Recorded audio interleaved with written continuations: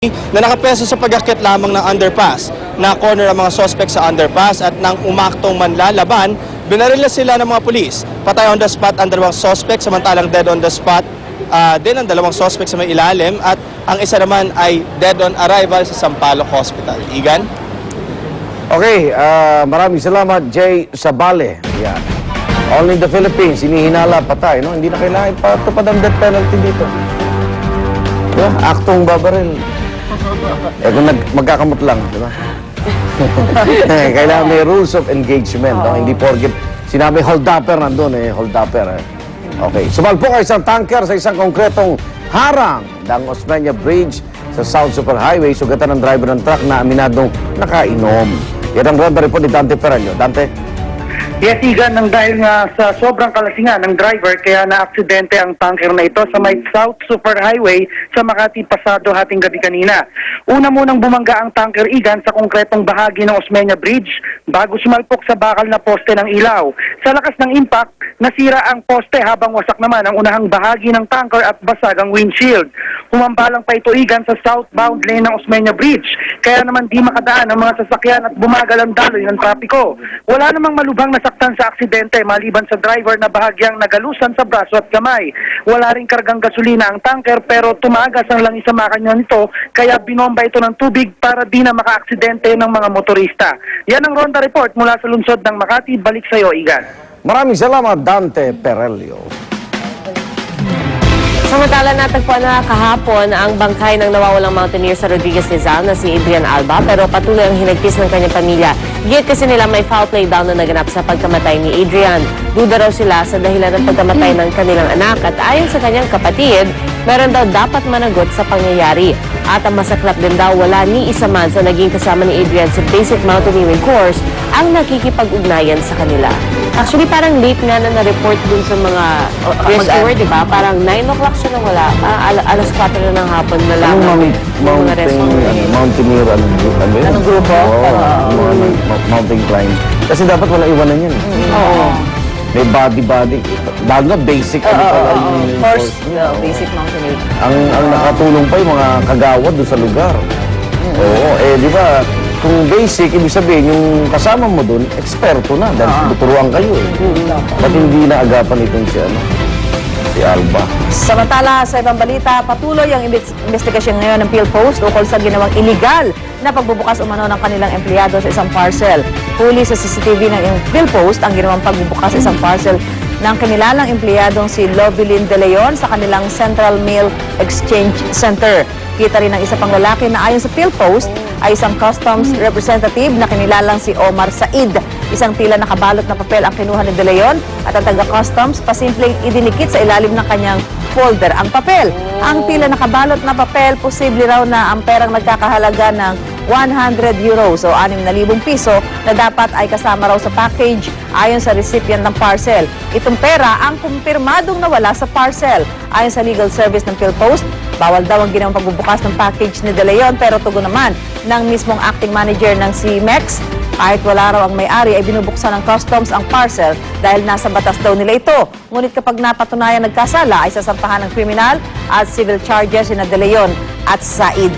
Akala nila yata hindi gumagana yung CCTV eh. Oo, pwede Hindi ba nila alam Hindi, naman? saka pwede nga. Alam nila, pero Pwede nilang buksan talaga.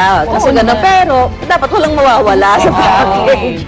Diba? Kasi part ng ano nila yun parang inspection eh. Pero pwede nila buksan kung may kahina-hinala lang.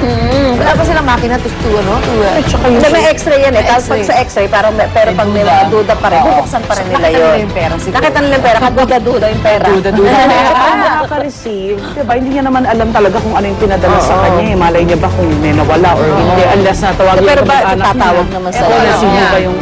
Sa US airport niya, random ang pagpili. Random. Talagang bubuksan nila at bago ka sumakay ng eroplano, sinasabi nila yun. Nabubuksan ang bagahe mo. Lalo ng kainitan ng ngayon, o 9/11. Lalo ngayon. Kaya nilang bubukas ng sito. Papunta ng States. Yes. Inisa-isa talaga lahat. Lahat yan. Bukod sa x-ray, binuksan lang talaga lahat. Ano na kita Kasi ba? tatanungin ka pa. Bago, Damay na naman tayo ng iilan. Tuyo. Bago raw sumapit ang Christmas ay magkakaroon na ng Bago. Mga campaign slogan ang Department of Tourism para maipromote ang turismo sa bansa. Ayon kay Acting Secretary Mon Jimenez, 7 professional groups ang nagkatrabaho ngayon para sa slogan. Pero giit ni Senator Loren Legarda, bakit di na lang daw gamitin ang ilang lumang campaign slogan na epektibo naman. Tugon naman ni Jimenez, nag-iiba raw ang laro ng marketing communications sa turismo at para makasabay sa kompetisyon sa turismo ay kailangan ng isang slogan ng bansa. Again, Wow Ano ba bayaran Philippines. sa pito? Bring back Bakit Wow ano? Philippines. Malaysia, truly Asia. Diyos ko, di ka. Amazing Thailand. Ang tagal na rin nila. Para kasi may recall eh. Dapat may recall.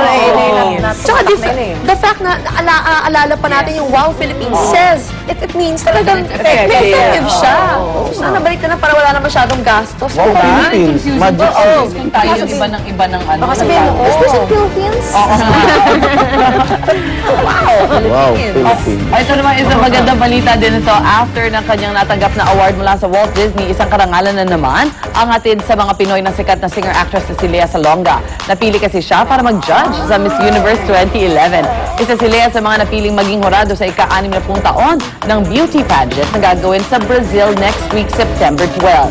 Kasama ni Lea ang ilan pang mga experts at celebrities gaya ni na US broadcast legend Connie Chung, Brazilian supermodel Isabelle Fontana, Miss Universe 2003 Amelia Vega at iba pa. Wow! At galing din ang outfit nung kasama niya sa video na yan. Sa wall siya natin! Sabi ko na parang kilala ko. Wow, a whole new world yan.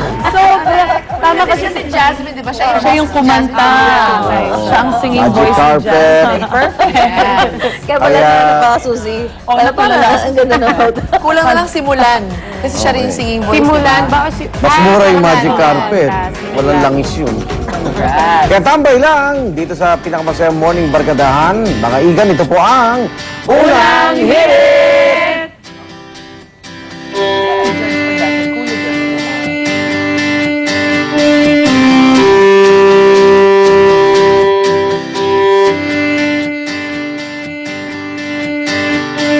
Unang hirit, ang saya-saya. Sa unang hirit, unang hirit, unang hirit. Mangulat ka. Unang hirit, unang ka.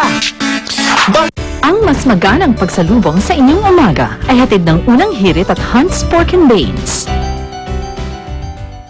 Are you a certified creamaholic? What's this? Creamo Classic. Luscious chocolate cookie.